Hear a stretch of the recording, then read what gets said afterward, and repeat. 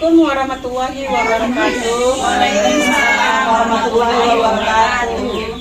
Alhamdulillah kita diberi kesehatan sehingga kita bisa berkumpul di tempat kita ini, bisa kita melaksanakan pertemuan kelompok setiap bulannya. Di sini saya tidak panjang lebar, kita hanya membahas tentang modul pencegahan dan penanganan stunting bagi SDN Kesos. Ibu-ibu, sebelum kita masuk ke modul, kita yel-yel dulu ya.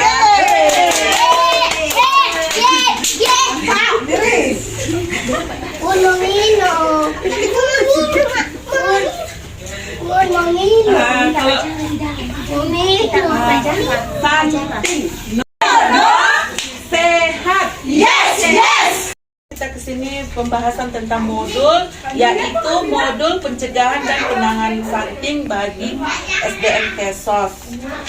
Apa itu pengertian stunting? Stunting adalah kondisi di mana anak memiliki tinggi badan yang tidak sesuai dengan usianya. Contohnya gini Bu Ibu, dia tinggi badannya usianya 2 tahun. Tapi dia tidak berkembang, segitu-segitu aja. Oke, kuntetan gitu ya Bu ya? Iya bisa jadi. Iya ibu seperti itulah dia. Udah. Penyebab stunting apa? Stunting dapat secara langsung dan tidak langsung. Langsung stunting itu adalah 1. Asupan gizi, 2 dapat dilihat secara memantau status pertumbuhan dan perkembangan anak. Nah, yang seperti ini secara langsung itu saya melihat si adik ini, berarti dia tidak stunting karena dia pertumbuhannya sehat. Itu secara langsung. Dan infeksi saluran pernapasan, contohnya dia malam hari itu bisa dia itu normal, udah sana bawa pulang. Gitu kayak saya sesak napas. Nah, terus dia cacingan.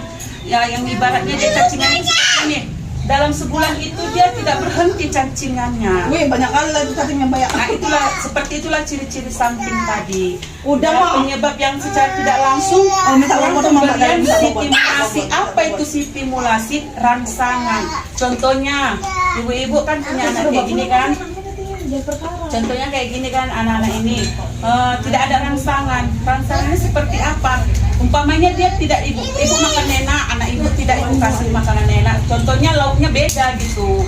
Ibu ikannya tersambal, habis itu anak ibu ini dikasih telur aja gitu. Setiap harinya telur, berarti kan itu tidak secara langsung ya kan. Anak stunting disebabkan beberapa hal, kurang gizi, kurang imunisasi. Imunisasi itu dari usia 0 sampai 6 tahun ya.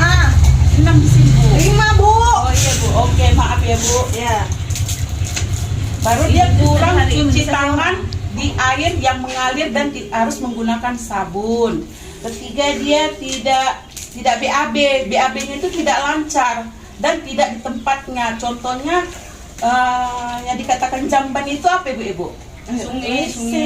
Jamban itu yang tidak memiliki toilet. Dia buang BAB-nya itu asal aja dia buang jus gitu, nggak ada tempat toiletnya. WC terbang itu namanya.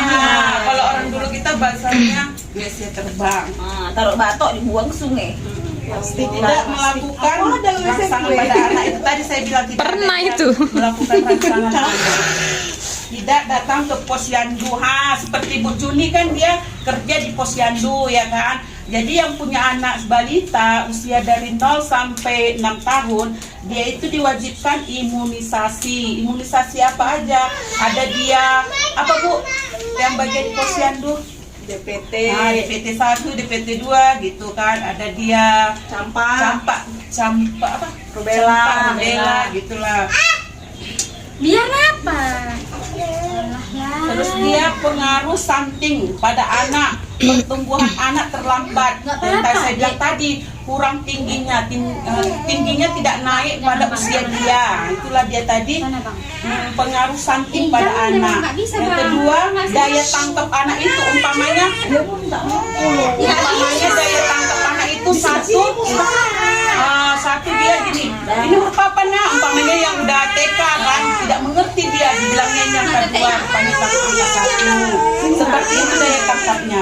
Prestasi anak, umpamanya anaknya itu udah sekolah, tapi dia tidak memiliki prestasi, segitu-segitu aja, tidak ada perkembangan. Gilang lah. Oh iya, itulah.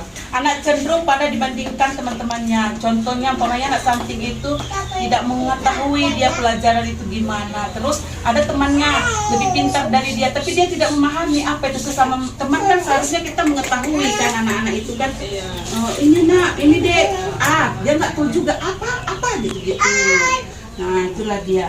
Baru 3G.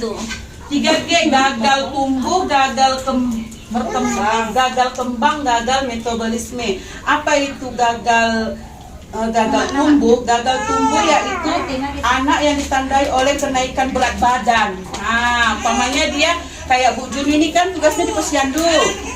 Umpamanya dia di usia 1 bulan itu dia dari posyandu dapat dia 5 kilo atau 4 kilo, baru dia posyandu lagi berikutnya nggak naik naik, itulah dia dikatakan Gagal kembang. gagal tumbuh atau gagal kembang beda lagi. Gagal tumbuh.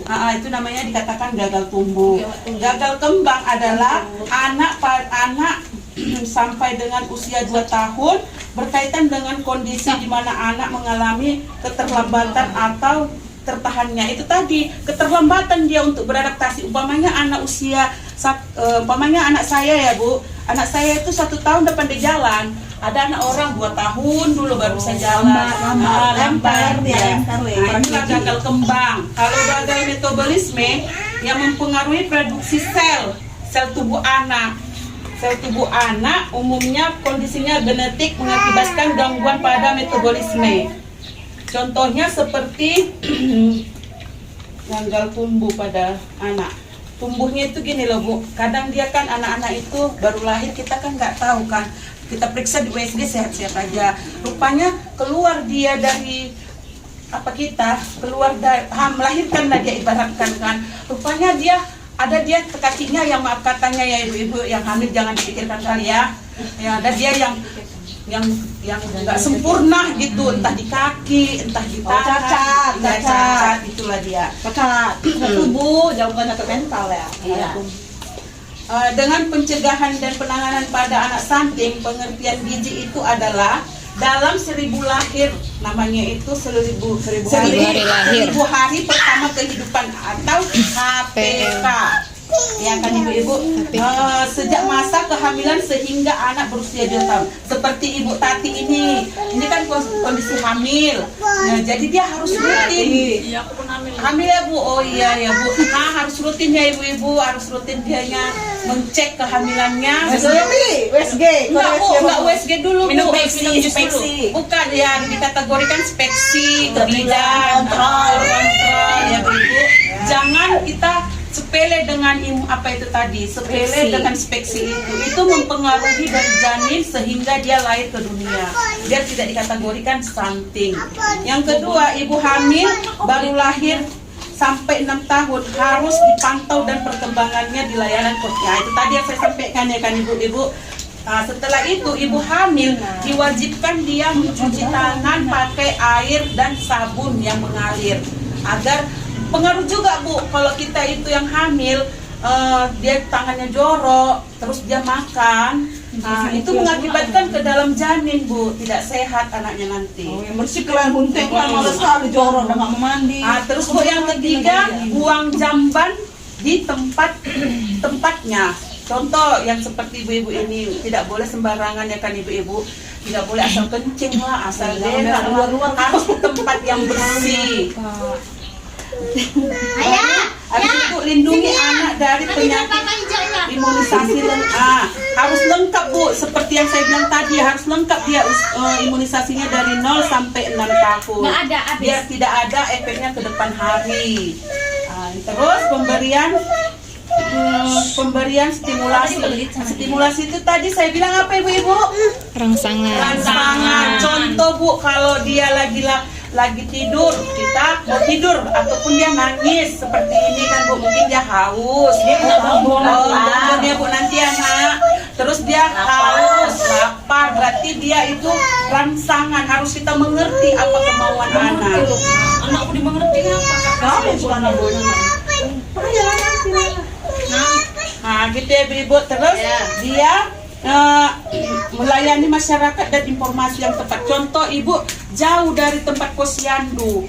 Kemana Ibu harus mengadu? Bisa saja dia ke SDM PKH ataupun ke desa. Kan ada layanan posyandunya Bu. Kalaupun jauh puskesmas ya kan, harus ke situ ya Ibu-ibu.